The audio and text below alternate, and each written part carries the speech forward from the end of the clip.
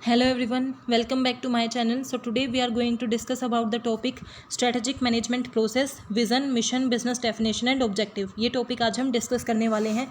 So let's start. Previous video में हमने discuss किया था कि स्ट्रैटेजिक मैनेजमेंट होता क्या है. तो स्ट्रैटेजिक मैनेजमेंट क्या था कि हर ऑर्गेनाइजेशन क्या करती है, स्ट्रैटेजीज बनाती है. स्ट्रैटेजीज क्यों बनाती है? ताकि वो अपने अल्टीमेट गोल को अचीव कर सके. हर ऑर्गेनाइजेशन का कोई ना कोई ऑब्जेक्टिव होता है, मिशन होता है, जिसको वो क्या करना चाहती है, अचीव करना चाहती है. सो उसके लिए वो क्या करती है, वर्क करती है. तो स्ट्रैटेजीज हमारी क्या होती हैं कि जो हमारे प्लान है, कोर्स ऑफ एक्शंस हैं, जिसके थ्रू हम अपने अल्टीमेट गोल को अचीव करें. तो हमने स्ट्रैटेजीज के बारे में क्या किया था कि स्ट्रैटेजीज हमारी क्या है, ये अगर हमारी ऑर्गेनाइजेशन है और ये उसका वो अल्टीमेट गोल है, तो इसको कैसे अचीव करना है उसके रिगार्डिंग जो कोर्स ऑफ एक्शन हमने बनाया है, जो प्लान हमने बनाए हैं, उसी को हम क्या बोलते हैं, स्ट्रैटेजी, ताकि हम अल्टीमेट गोल को अचीव कर सकें. एंड स्ट्रैटेजिक मैनेजमेंट क्या था, उन्हीं स्ट्रैटेजी को कैसे बनाएंगे, उनको कैसे प्लान करेंगे, कैसे ऑर्गेनाइज करेंगे, कैसे उनको कंट्रोल करेंगे, उसी प्रोसेस को हम क्या बोलते हैं, स्ट्रैटेजिक मैनेजमेंट. तो स्ट्रैटेजिक मैनेजमेंट में हम क्या करते हैं, स्ट्रैटेजी को फॉर्मुलेट भी करते हैं, इवेल्युएट भी करते हैं, ये सारे स्टेप किए जाते हैं. तो स्ट्रैटेजिक मैनेजमेंट की प्रोसेस ही आज हम डिस्कस करने वाले हैं. तो उसकी प्रोसेस क्या होती है कि सबसे पहले इस्टेब्लिश करना स्ट्रैटेजिक इंटेंट को. अगर कोई भी ऑर्गेनाइजेशन स्ट्रैटेजी बनाती है, स्ट्रैटेजी मैनेजमेंट प्रोसेस पहले स्टार्ट ही स्ट्रैटेजिक इंटेंट से होती है. इसका मतलब स्ट्रैटेजी बनाने के पीछे उनका क्या गोल है, इंटेंट को डिटरमाइन करना. और इंटेंट हमारा क्या होता है कि जो हमारी ऑर्गेनाइजेशन के गोल होते हैं उन्हें अचीव करना.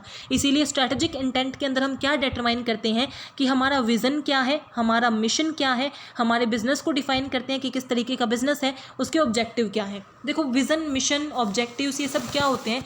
विजन हमारा क्या है, जैसे आपसे पूछा जाए कि आपका विजन क्या है, तो वो हमारा क्या होता है कि 10 साल बाद आप अपने आप को कहाँ देखते हो, 15 साल, इसको हम आप बोल सकते हो कि आपका ड्रीम क्या है. वो हमारा क्या हो जाता है, विजन हो जाता है.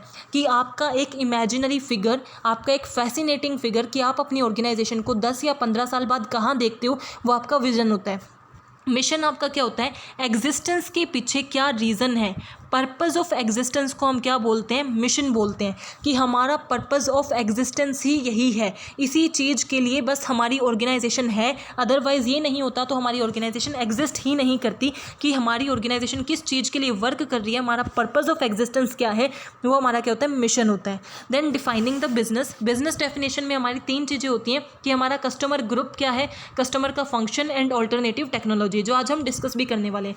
कस्टमर ग्रुप यानी कि किसके लिए हम प्रोडक्ट बना रहे हैं, वो हमारा कस्टमर ग्रुप. कस्टमर फंक्शंस, जो प्रोडक्ट हम बना रहे हैं वो कस्टमर को क्या क्या फंक्शंस, क्या क्या कैपेबिलिटीज़ प्रोवाइड कराएगा, एंड उसके लिए हमने कौन सी टेक्नोलॉजी यूज़ की है, वो हमारा बिजनेस डेफिनेशन होता है. एंड ऑब्जेक्टिव हमारे क्या होते हैं, ऑब्जेक्टिव है कि हमारा फाइनल एक क्या बोलते हैं उसे, मेजरेबल वे में. मेजरेबल यानी कि आपके विजन को, आपके मिशन को अचीव करने के लिए आप ऑब्जेक्टिव बनाते हो. सबसे ऊपर आपका क्या होता है, विजन होता है, जो कंप्लीटली क्या होता है, एक तरीके से अब्स्ट्रैक्ट मैनर में होता है, ड्रीम है. ठीक है.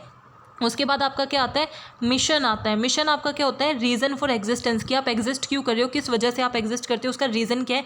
देन आपके क्या आते हैं, गोल आते हैं. गोल के बाद आपके क्या आते हैं, ऑब्जेक्टिव. तो आपके ऑब्जेक्टिव क्या होते हैं, इस तरीके से बनाए जाते हैं ताकि आप अपने मेन अल्टीमेट विजन को अचीव कर सको. इन चीज़ों को अचीव करने के लिए आपके ऑब्जेक्टिव बनाए जाते हैं. तो ऑब्जेक्टिव लार्जली जो हमारे क्या होते हैं, वो शॉर्ट टर्म ही होते हैं या फिर लॉन्ग टर्म भी हो सकते हैं, बट वो विजन से फिर भी छोटे ही होते हैं. और ऑब्जेक्टिव क्यों बनाए जाते हैं, जो मेजरेबल वे में होते हैं. जैसे हमारा 5% हमेशा वो स्पेसिफिक होते हैं. जैसे विजन तो हमने बोल दिया कि हम चाहते हैं कि हम बेस्ट इन द वर्ल्ड बने, हम 10-15 साल में बेस्ट इन द वर्ल्ड बन जाए, वो हमारा विज़न है. बट ऑब्जेक्टिव ऐसा नहीं होगा. ऑब्जेक्टिव क्या होंगे, स्पेसिफिक होंगे. कि भाई हम 5% का इंक्रीमेंट चाहते हैं, 2% का इंक्रीमेंट चाहते हैं, हम चाहते हैं हमारी 10% सेल्स इंक्रीज हो जाए. तो स्पेसिफिकली जो हम बताते हैं वो हमारे क्या होते हैं, ऑब्जेक्टिव. तो पहला स्टेप हमारा क्या होता है, स्ट्रैटेजिक इंटेंट को डिटरमाइन करना, इस्टेब्लिश करना कि ऑर्गेनाइजेशन का विजन क्या है, मिशन क्या है, गोल क्या है, ऑब्जेक्टिव क्या है, बिजनेस मॉडल क्या है, ताकि हम क्या कर सकें, उसी के अकॉर्डिंग अपनी स्ट्रैटेजी फॉर्मुलेट कर सकें. स्ट्रैटेजिक मैनेजमेंट का पहला स्टेप ये इसलिए है क्योंकि हमारी ऑर्गेनाइजेशन की सारी स्ट्रैटेजी बनती ही क्यों है, ताकि हम अपनी इन चीज़ों को अचीव कर सकें. तो पहला स्टेप स्ट्रैटेजिक इंटेंट को डिटरमाइन करना. सेकंड स्टेप क्या है, फॉर्मुलेशन ऑफ स्ट्रैटेजी, कि अब एक्चुअल में हम स्ट्रैटेजी को क्या करते हैं, फॉर्मुलेट करते हैं. तो जब भी आप स्ट्रैटेजी को फॉर्मुलेट करते हो तो वो किस चीज़ के बेस्ड होती है, कि आपके मिशन विजन क्या रहे हैं. जब भी आप स्ट्रैटेजी फॉर्मुलेट करोगे तो उसके लिए आपको क्या है, आपका इंटरनल और एक्सटर्नल एनवायरनमेंट की स्टडी करनी होती है. यानी कि आपका जो बिजनेस है उसमें इंटरनल आपके रूल्स एंड रेगुलेशंस क्या है, पॉलिसी क्या है, कोड ऑफ कंडक्ट क्या है, कितना HR है, इन सब चीज़ों की स्टडी करके, और एक्सटर्नल एनवायरनमेंट यानी कि एनवायरनमेंट के अंदर political environment, demographic, economic environment वो कैसा है, उसी के बेस पे आप अपनी स्ट्रैटेजी को फॉर्मुलेट करते हो। सो आपके जो ऑब्जेक्टिव है मीन्स उसको आप सेट करते हो, और ऑब्जेक्टिव कैसे होते हैं, realistic, specific, time bound, measurable. जो आपकी क्या, जैसे 5% है तो ये क्या स्पेसिफिक है, बता रहा है इतना ही होना चाहिए ताकि हम उसे मेजर कर सकें। एक पर्टिकुलर टाइम के अंदर होते हैं कि ये ऑब्जेक्टिव 1 साल के लिए है, 6 महीने के लिए। तो जब भी हम अपना स्ट्रैटेजी फॉर्मुलेट करते हैं तो वो किस बेस पे करते हैं, हमारे ऑब्जेक्टिव के बेस पे, मिशन के बेस पे, इंटरनल एक्सटर्नल एनालिसिस के बेस पे, एंड परफॉर्मेंस कंपैरिजन कि हमारा पहली परफॉर्मेंस कैसे रहा था। Management must compare and analyse it's present performance levels with the desired future performance, कि जो भी आप करना चाहते हो, जो भी आपने अपने ऑब्जेक्टिव बनाए हैं, आपने मिशन बनाया है, उसको अचीव करने के लिए आपको कैसी एक्सपेक्टेड परफॉर्मेंस करनी है और आपकी प्रेजेंट परफॉर्मेंस कैसी है। इन चीज़ों को कंपेयर करके ही आप अपनी स्ट्रैटेजी बनाते हो, क्योंकि फिर स्ट्रैटेजी कैसे बनेगी, जो आपकी प्रेजेंट परफॉर्मेंस में ऐड हो जाएगी ताकि आप अपनी एक्सपेक्टेड परफॉर्मेंस को अचीव कर सको। तो जब भी आप स्ट्रैटेजी बनाते हो, आप क्या करते हो कि सबसे पहले देखते हो आपके मिशन स्टेटमेंट क्या है, ऑब्जेक्टिव क्या है, इंटरनल और एक्सटर्नल एनवायरनमेंट का एनालिसिस करके अपनी परफॉर्मेंस को कंपेयर करते हो, एंड उसी के बेस पे क्या करते हो, स्ट्रैटेजी बनाते हो, ताकि जो गैप है आपकी एक्सपेक्टेड परफॉर्मेंस और एक्चुअल परफॉर्मेंस के अंदर जो गैप है उसे आप रिमूव कर दो और अपने अल्टीमेट गोल को अचीव करो। तो आपके पास क्या होती है, नंबर ऑफ स्ट्रैटेजीज आ जाती हैं, क्योंकि कोई भी आप चीज़ सोचते हो, किसी भी प्रॉब्लम का सोल्यूशन सोचते हो, तो उसके लिए फॉर एग्जांपल कि आपने क्या किया, इंटरनल और एक्सटर्नल एनवायरनमेंट की आपने स्टडी की, ऑब्जेक्टिव और मिशन को देखा। इनको देखने के बाद आपको पता चल गया कि एक्सपेक्टेड परफॉर्मेंस क्या है और आपकी एक्चुअल परफॉर्मेंस क्या है। आपको लगा कि एक्सपेक्टेड परफॉर्मेंस ज़्यादा है बट एक्चुअल उतनी नहीं है, तो इसको सोल्व करने के लिए हमारे पास कुछ स्ट्रैटेजीज होनी चाहिए। तो वो स्ट्रैटेजीज के लिए हमारे पास A, B, C 3 ऑप्शंस थे कि इन 3 स्ट्रैटेजीज को हम यूज़ कर सकते हैं। तो ये आपके पास क्या है, ऑल्टरनेटिव्स हैं। इन ऑल्टरनेटिव में से आपको एक बेस्ट अल्टरनेटिव को लेना होता है, फाइंड आउट करना होता है, ताकि आप क्या कर सको, बेस्ट यूटिलाइजेशन कर सको। तो आपके पास क्या आ जाएंगे, ऑल्टरनेटिव स्ट्रैटेजीज आ जाएंगी, नंबर ऑफ स्ट्रैटेजीज आ जाएंगी। उनकी आपको क्या करनी पड़ेगी, इवैल्यूएशन करनी पड़ेगी कि इन अल्टरनेटिव में से A, B, C में से कौन सी स्ट्रैटेजी बेस्ट है जिसे मुझे यूज़ करना चाहिए ताकि मेरी जो ऑर्गेनाइजेशन है उसकी अल्टीमेट गोल को अचीव कर सकूँ। तो वो आप कैसे करोगे, उनका कॉस्ट बेनिफिट एनालिसिस करके कि उस स्ट्रैटेजी पे कॉस्ट कितनी लगेगी और बेनिफिट मुझे कितना मिलेगा, कि उस पर मुझे मीन्स कॉस्ट मीन्स कि उसको परफॉर्म करने में लेबर कितना लगेगा, मटेरियल कितना लगेगा, टाइम कितना लगेगा, एफर्ट्स कितना लगेगा, और उससे मार्केट शेयर कितना मिलेगा, प्रॉफिट, गुडविल, ये सब कितनी होगी। उसके बेस पे आप कॉस्ट बेनिफिट एनालिसिस करके जिसमें हमारी कॉस्ट सबसे कम होगी और बेनिफिट सबसे ज़्यादा होगा उसे हम सेलेक्ट कर लेंगे, उसको हम क्या कर देंगे, चॉइस कर देंगे। तो देन हमारा सबसे पहला step strategic intent, then strategy को फॉर्मुलेट किया। फॉर्मुलेट कैसे किया, ऑब्जेक्टिव को देख के, मिशन को देख के, इंटरनल एक्सटर्नल एनवायरनमेंट की स्टडी करके, देन जो हमने एक्सपेक्ट किया और रियल जो परफॉर्मेंस है उसको कंपेयर करके हमारे पास अल्टरनेटिव्स आ गए। बेस्ट अल्टरनेटिव स्ट्रैटेजी को हमने सेलेक्ट कर लिया। अब उसको क्या कर देते हैं, इंप्लीमेंट कर देते हैं, यानी कि उसे एक्चुअल में एग्जीक्यूट कर देते हैं। एंड देन आप अपनी स्ट्रैटेजी को क्या करते हो, इवैल्यूएट करते हो, यानी कि जो आपने स्ट्रैटेजी बनाई है क्या वो एक्चुअल में उस एक्सपेक्टेड परफॉर्मेंस को अचीव करने में हेल्प कर रही है या नहीं कर रही। अगर नहीं कर रही तो उसमें किस तरीके की चेंजेस की रिक्वायरमेंट है वो आप परफॉर्म करते हो, करेक्टिव एक्शंस आप लेते हो। स्ट्रैटेजिक इवैल्यूएशन की क्या प्रोसेस होती है कि जब भी आप अपनी स्ट्रैटेजी को इवैल्यूएट करते हो तो जो आपने स्टैंडर्ड सेट किया था, यानी कि जो आपकी एक्सपेक्टेड परफॉर्मेंस थी, जो आपकी स्ट्रैटेजी बनाने के बाद परफॉर्मेंस आई, मेजर किया, दोनों के बीच में कंपेयर किया। अगर वो इक्वल हो गया इसका मतलब स्ट्रैटेजी ने वर्क किया। अगर डेविएशन है यानी कि अब भी कमी है तो वो क्यों है और करेक्टिव मेजर्स लेना, ये हमारी क्या होती है, इवैल्यूएशन की प्रोसेस। तो अभी तक हमने क्या देखा कि स्ट्रैटेजिक मैनेजमेंट की क्या प्रोसेस होती है। सबसे पहले स्ट्रैटेजिक इंटेंट को डिटरमाइन करना, जिसके अंदर हमारा क्या आता है, vision, mission, business definition and objective. उसके बाद स्ट्रैटेजी को फॉर्मुलेट करना, कैसे इंटरनल एक्सटर्नल एनवायरनमेंट के स्टडी के बाद विजन को पता करके, मिशन को पता करके, ऑब्जेक्टिव को पता करके, कंपेयर करके ऑल्टरनेटिव्स में से बेस्ट को सेलेक्ट कर लेना। देन उसको क्या इंप्लीमेंट करना एंड इवेल्युएट करना। अब वन बाय वन हम डिस्कस करते हैं कि विजन क्या होता है।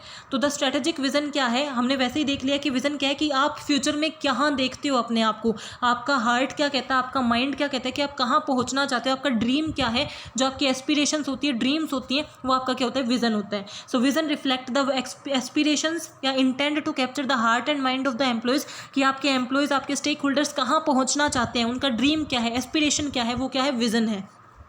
A strategic vision statement inform stakeholders about organisational goals. Vision से हमें क्या पता चलता है कि हमारी ऑर्गेनाइजेशन के गोल क्या हैं, क्योंकि गोल किसके अकॉर्डिंग होगी, जिस विजन को आप अचीव करना चाहते हो। तो हमारा विजन क्या है, एक ड्रीम है, एक ऑर्गेनाइजेशन अपने आप को कहाँ देखना चाहती है, कहाँ पहुँचना चाहती है। तो उसकी कैरेक्टरिस्टिक्स क्या होती है विजन की, कि विजन किस चीज़ के रिगार्डिंग है, ऑब्वियसली फ्यूचर के रिगार्डिंग है, कि 10 साल बाद अपने आप को कहाँ देखते हो, 20 साल बाद अपने आप को कहाँ देखते हो। डायरेक्शनल है, यानी कि अगर आपने अपनी ऑर्गेनाइजेशन का ये विजन बनाया है, या फिर आप अपना खुद का देखो, पर्सनल लाइफ में आपका कोई ना कोई तो विजन होगा कि आप अपने आप को 10 साल बाद कहाँ देखते हो, मैं ये अचीव करना चाहती हूँ, ये आपका ड्रीम होता है। तो ड्रीम ही आपको क्या करता है, डायरेक्ट करता है, एक पाथ बताता है कि किस तरीके से आपको आगे चलना है और उसे अचीव करना है। क्लियर होता है, जो भी हमारा विजन है वो क्लियर ही होगा। अगर वो एम्बिगियस है तो वो विजन है ही नहीं, इसका मतलब हम कंफ्यूज हैं। फिजिबल होना चाहिए, यानी कि विजन ऐसा होना चाहिए जो पॉसिबल हो, जिसे हम अचीव कर सकें। फिजिबिलिटी उसकी होनी चाहिए जिसको हम क्या कर सकें, अचीव कर सकें। वैल्यू बेस्ड होना चाहिए, यानी कि जो विजन है वो हमारी ऑर्गेनाइजेशन के लिए वैल्यूएबल हो, ऑर्गेनाइजेशन से रिलेटेड हो। ऐसा नहीं है कि आपकी ऑर्गेनाइजेशन ऑटोमोबाइल इंडस्ट्री में है और आपने विजन बना रखा है कि मैं फूड इंडस्ट्री में बेस्ट बनना चाहती हूँ, तो वो विजन क्या है, वैल्यूएबल नहीं है, वैल्यू बेस्ड नहीं है। ऐसा होना चाहिए जो आपकी ऑर्गेनाइजेशन के लिए वैल्यू क्रिएट करे। चैलेंजिंग होना चाहिए, सिंपल सी बात है कि अगर आपका विज़न चैलेंजिंग नहीं है, अगर आपने विज़न रखा हुआ है कि जो काफ़ी सिंपल विज़न है, मान लो आपने सिर्फ इतना विज़न रखा है कि मेरे को सिर्फ नेट क्लियर करना है, तो नेट क्लियर तो आपका गोल भी हो सकता है ना। विज़न तो क्वाइट चैलेंजिंग हो, थोड़ा बड़ा हो, या फिर विज़न थोड़ा ऐसा रखो जो आपको लगे कि भाई डिफिकल्ट है बट अचीव कर लिया तो बहुत बड़ी बात होगी। यूनिक होना चाहिए, बाकी ऑर्गेनाइजेशन से थोड़ा अलग होना चाहिए, इंस्पायरिंग होना चाहिए। ऐसा विज़न लेके आओ कि जब आप अपनी ऑर्गेनाइजेशन के एम्प्लॉयज़ को बताओ कि हमारा विज़न है, तो जितने भी एम्प्लॉयज़ आपकी ऑर्गेनाइजेशन में सब मोटिवेट हो जाए, इंस्पायर हो जाए। तो आपका विजन कैसा होना चाहिए, इंस्पायरिंग होना चाहिए, मोटिवेटिंग होना चाहिए, इंटीग्रेटेड होना चाहिए, यानी कि पूरी ऑर्गेनाइजेशन का एक ही मिशन होना चाहिए, रियलिस्टिक होना चाहिए जिसे आप अचीव कर सकते हो, डिफरेंट होना चाहिए, डिस्टिंक्टिव होना चाहिए, चैलेंजिंग होना चाहिए, डायरेक्शनल होना चाहिए। ठीक है। Then benefit of strategic vision, अगर आप विजन बनाते हो तो उसके क्या बेनिफिट होते हैं ऑर्गेनाइजेशन के लिए, कि आपको डायरेक्शन मिल जाती है, गाइडेंस मिलती है कि किस तरीके से आपको डिसीजन मेकिंग करनी है, उसी के अकॉर्डिंग आप वर्क करते हो। स्ट्रेटजी को बनाने में हेल्प करता है, क्योंकि विजन को अचीव करने के लिए, ऑब्जेक्टिव को अचीव करने के लिए, अल्टीमेट गोल को अचीव करने के लिए ही स्ट्रेटजी बनाई जाती है। तो स्ट्रेटजी को शेप करने में हेल्प करते हैं। प्रायोरिटीज़ हमें पता चल जाती है कि हम उस चीज़ को प्रायोरिटी देंगे जो हमारे विजन में कंट्रीब्यूट करेगी। पीपल और एक्टिविटीज़ को हम अलाइन कर देते हैं। क्यों, कैसे अलाइन करेंगे कि पीपल अब उस चीज़ के लिए वर्क करेंगे, उन एक्टिविटीज़ के लिए वर्क करेंगे जो डायरेक्टली हमारे विजन के अंदर कंट्रीब्यूट कर रही हैं। Reflect core values and belief, हमारा विजन हमारी कोर वैल्यूज़ को, हमारे बिलीफ को डिटरमाइन करता है, क्योंकि जैसा हमारा विजन होगा, जैसे आपका जो ड्रीम है वो डिटरमाइन करता है कि आपकी वैल्यूज़ एंड बिलीफ कैसी हैं, आप कैसे पर्सन हो। ऐसे ही एक ऑर्गेनाइजेशन का विजन डिटरमाइन करता है कि ऑर्गेनाइजेशन की वैल्यूज़ एंड बिलीफ क्या है। तो क्या क्या करता है कि डायरेक्शन प्रोवाइड करता है, स्ट्रेटजी बनाने में हेल्प करता है, हमें गाइड करता है, प्रायोरिटी डिटरमाइन कर देता है, अलाइनमेंट करता है, वैल्यूज़ एंड बिलीफ को डिटरमाइन करता है, एम्प्लॉयज़ को एम्पावर करता है कि किस तरीके से काम करना है, और चेंजेस को ब्रिंग लेके आता है, मीन्स चेंजेस को लेके आता है ऑर्गेनाइजेशन के अंदर। जैसे विजन होगा तो उसी के अकॉर्डिंग आप वर्क करोगे, तो करंट आपकी जो एनवायरनमेंट है, करंट आप बिजनेस में कैसे वर्क कर रहे हो उसको चेंज करना पड़ेगा। चेंज करके ही आप क्या कर सकते हो, विजन को अचीव कर सकते हो। तो अभी तक हमने देखा विजन क्या है। देन सेकंड हमारा क्या था, मिशन। हम लाइन वाइज ही चल रहे हैं कि विजन के बाद मिशन हमारा क्या होता है, मिशन स्टेटमेंट है जो डिटरमाइन करती है कि आपका एग्जिस्ट करने का एसेंशियल पर्पस क्या है। आप अगर एग्जिस्ट कर रही है आपकी ऑर्गेनाइजेशन तो उसके पीछे उसका क्या पर्पस है। The mission statement state the role of that organisation play in society, कि आपकी जो ऑर्गेनाइजेशन है सोसाइटी के अंदर क्या रोल प्ले करती है, वो रोल ही उसका क्या है, पर्पस है एग्जिस्टेंस का, यानी कि वो ऑर्गेनाइजेशन क्यों एग्जिस्ट कर रही है। It is one of the popular philosophical issue which is being looked into business manager since last 2 decades, यानी कि मिशन को भी बहुत इंपॉर्टेंस दी जाती है, जो क्या डिटरमाइन करते हैं, essential purpose of the organisation, की ऑर्गेनाइजेशन का पर्पस क्या है, एग्जिस्टेंस का क्या पर्पस है, why is it in existence, की ऑर्गेनाइजेशन क्या रोल प्ले करने के लिए एग्जिस्ट करती है, किस नेचर का बिजनेस वो परफॉर्म कर रही है, उसी को हम क्या बोलते हैं, उसका मिशन बोलते हैं। अब मिशन का नेचर क्या होता है कि उसके नेचर को डिटरमाइन करने के लिए ये 4 पॉइंट है जो mission, a few point regarding nature of mission of statement, की उसका नेचर क्या होता है। तो जो हमारा मिशन है वो क्या है, सोशल रीजनिंग होती है, जो डिटरमाइन करता है कि ऑर्गेनाइजेशन रोल क्या प्ले कर रही है सोसाइटी के अंदर। तो जहाँ सोसाइटी आ गई वहाँ सोशल रीजनिंग आ गई, कि मिशन हमें क्या डिटरमाइन करता है कि हम क्या सोसाइटी के अंदर रोल प्ले कर रहे हैं, हमारी रीज़न क्या है, एग्जिस्टेंस के पीछे हमारा क्या पर्पस है, नेचर क्या है, इसी चीज़ को तो वो डिटरमाइन करता है। तो इसका मतलब क्या है, सोशल रीजनिंग है। Philosophical and visionary, it relate to the top management values and long term perspective, कि आपका मिशन जो है वो भी आपका क्या होता है, लॉन्ग टर्म ही होता है, विजन से ही रिलेट करता है। विजन को आप कैसे अचीव करते हो, मिशन और ऑब्जेक्टिव के थ्रू ही अचीव करते हो। लेजिटिमेट सोसाइटियल एग्जिस्टेंस, यानी कि जो आपका मिशन है वो आपकी लेगिटिमाइज करता है सोसाइटियल एग्जिस्टेंस को। आप मिशन के बारे में सिर्फ इतना समझ लो कि मिशन क्या डिटरमाइन करता है कि आपका पर्पस क्या है एग्जिस्ट करने का, किस नेचर ऑफ वर्क के लिए, रोल के लिए आप एग्जिस्ट कर रहे हो, कि सोशल रीजनिंग आपकी क्या है, सोसाइटी में आपकी क्या लेगिटिमेट वैल्यू है, कैसी विज़न आपको अचीव करने हैं। इन सब चीज़ों को ही क्या डिटरमाइन करता है हमारा मिशन, जिसका क्या होता है एक स्टाइलिस्टिक ऑब्जेक्टिव होता है जो हमारी जो भी हमारी ऑर्गेनाइजेशन उसे रिफ्लेक्ट करता है, उसकी आइडेंटिटी को, उसकी कैरेक्टर को, उसकी इमेज को रिफ्लेक्ट करता है। Now characteristics of a good mission, कि एक अच्छे मिशन की क्या कैरेक्टरिस्टिक्स होनी चाहिए, कि वो रियलिस्टिक हो, अचीवेबल हो। ऐसा मिशन हमें बनाना चाहिए जो हमारे लिए रियलिस्टिक हो, यानी कि जिसे अचीव किया जा सके। ऐसा नहीं होना चाहिए कि जो अचीव ही ना किया जा सके, बस ऐसे ही सपने ले रहे हो, ऐसे ही कुछ भी सोच रहे हो, ऐसा नहीं होना चाहिए। जो किया जा सकता है ऐसा हमें मिशन बनाना चाहिए। नैरो, और ना ही टू ब्रॉड होना चाहिए, ना ही टू नैरो होना चाहिए। जब भी आप मिशन को डिटरमाइन करो तो वो क्या होना चाहिए, अच्छे एक यूनिफाइड वे में डिफाइंड होना चाहिए, बट ज़्यादा बड़ा या ज़्यादा छोटा नहीं होना चाहिए। क्लैरिटी होनी चाहिए कि क्या काम करना है, क्लियर होना चाहिए, क्लैरिफाइड होना चाहिए, डिस्टिंक्ट यानी कि आपके कंपटीटर से अलग होना चाहिए, सोसाइटी से लिंकेज होनी चाहिए, यानी कि रोल क्या है सोसाइटी में इस चीज़ को डिटरमाइन करता हुआ होना चाहिए, डायनामिक होना चाहिए। इसका मतलब क्या है, फ्लेक्सिबल होना चाहिए। अगर आपने जो आज मिशन बना लिया, अगर कुछ एनवायरनमेंट में चेंज आते हैं तो आप उसे चेंज कर सको, ऐसा वो फ्लेक्सिबल होना चाहिए। मोटिवेटिंग होना चाहिए कि आपके जो ऑर्गेनाइजेशन के मेंबर्स हैं उन्हें मोटिवेट करें, और कैसे उसे अकम्प्लिश करना है ऐसा वो होना चाहिए। Now third is business definition. Business definition किस चीज़ को डिटरमाइन करती है, मीनिंग में ही मैंने बताया था कि बिजनेस डेफिनेशन क्या है, जो ये डिटरमाइन करती है कि आपका बिजनेस किस तरीके का है। तीन बेसिक चीज़ को डिटरमाइन करती है कि कस्टमर का group, function and technology. It explain the business of an organisation in terms of customer need, group, alternative technology, कि कस्टमर के कौन कौन से फंक्शंस हैं, ग्रुप है, और टेक्नोलॉजी के बेस पे जो बिजनेस को डिटरमाइन करता है वो हमारा क्या होता है, बिजनेस डेफिनेशन। कस्टमर ग्रुप यानी कि किसके लिए, किन लोगों के लिए वो प्रोडक्ट बना रहा है, वो उनके कस्टमर ग्रुप होते हैं, कि हमारा बिजनेस किन के लिए बना रहा है, हमारी टारगेट कस्टमर क्या है।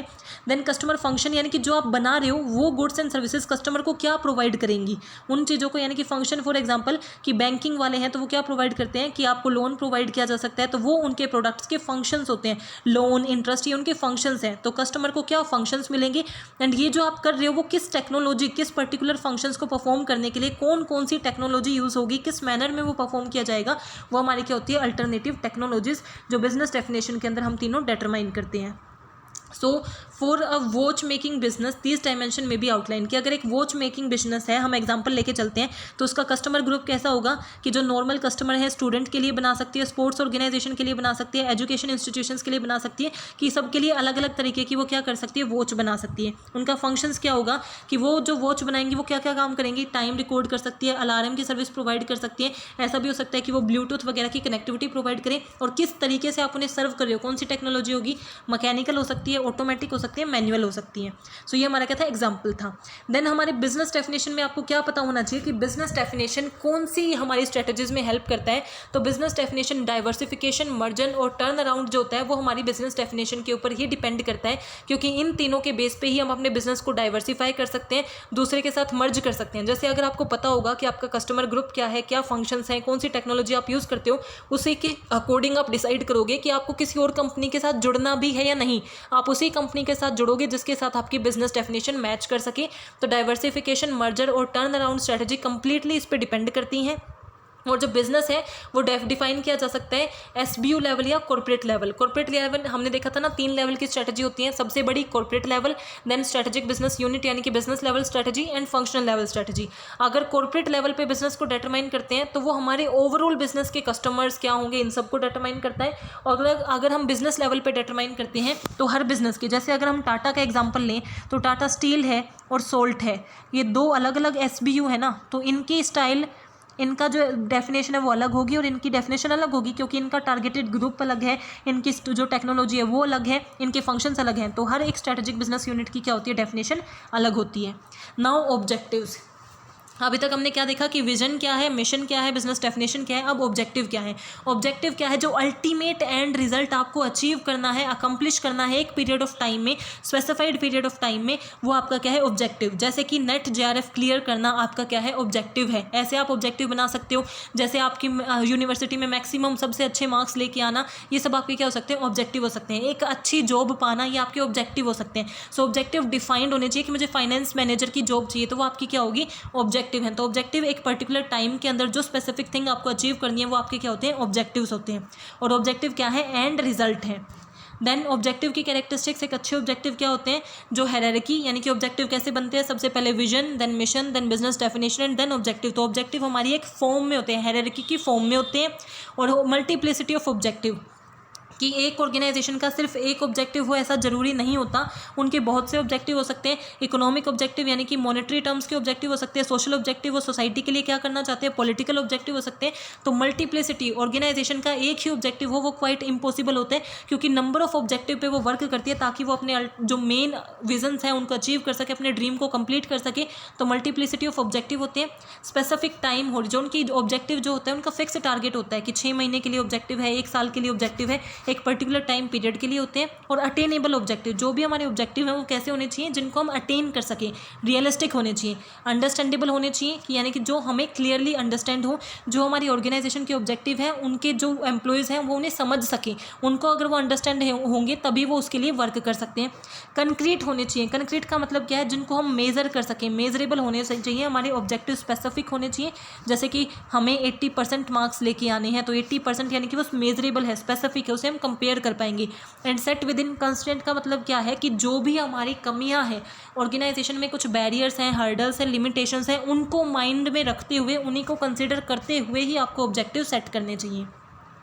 Factor consider to set objectives, जैसे मैंने अभी बोला कि कंस्ट्रेंट्स को, फैक्टर्स को माइंड में रखते हुए ही सेट करने चाहिए। तो कौन कौन से फैक्टर्स हैं जिनको माइंड में रखना चाहिए, जिसके थ्रू आप ऑब्जेक्टिव को सेट करते हो, तो एनवायरमेंटल फैक्टर, यानी कि इंटरनल और एक्सटर्नल एनवायरमेंट दोनों को माइंड में रख के ऑब्जेक्टिव आपको सेट करने चाहिए। यानी कि ऑर्गेनाइजेशन के अंदर की सिचुएशन कैसी है, बाहर की सिचुएशन कैसी है, आपके पास कितनी रिसोर्सेज हैं, पावर कितनी है, उन सबको, यानी कि आपके पास लेबर कितने हैं, फाइनेंशियली कितने स्ट्रॉन्ग हो, पावर कितनी है आपकी ऑर्गेनाइजेशन के पास, उसी के अकॉर्डिंग ऑब्जेक्टिव आपको सेट करनी चाहिए। वैल्यू ऑफ टॉप मैनेजमेंट, आपकी टॉप मैनेजमेंट की कितनी वैल्यू है, किस चीज़ को टॉप मैनेजमेंट वैल्यू करती है, उसी के बेस पे ऑब्जेक्टिव सेट होंगे। अगर टॉप मैनेजमेंट सोसाइटी को ज़्यादा वैल्यू करती है तो आपके जो ऑब्जेक्टिव होंगे वो वेल्थ के अकॉर्डिंग होंगे, कि सोसाइटियल वर्क आप करो।